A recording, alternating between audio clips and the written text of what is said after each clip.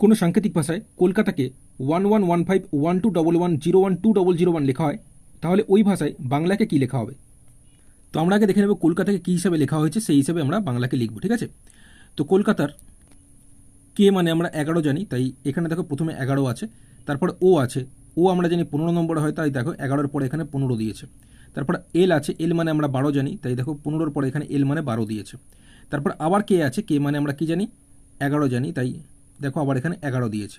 ঠিক আছে, তারপরে এ আছে, এ মানে আমরা 1 জানি, কিন্তু এখানে 0-1 আছে, তাই একটা ডিজিট থাকলে তার আগে একটা 0 দিয়ে দেবে তোমরা। ঠিক আছে, তারপরে টি আছে, টি মানে আমরা জানি 20 নম্বরে। ঠিক আছে, টি 20 নম্বরে। তারপরে এ আছে মানে আবার আমি এখানে দেখো 0-1 দিয়েছে। তো এই হিসেবে বাংলাকে আমরা লিখব। এই হিসেবে বাংলাকে লিখলে বি মানে আমরা 2 জানি, কিন্তু একটা ডিজিট থাকলে আমি বলেছি বাদিকে 0 দিতে, তো সেই হিসেবে বাংলাকে পুরোটা লেখা হলে 02, 01, 14, 07, 12, 01। অপশান ডি হয়ে যাবে সঠিক উত্তর।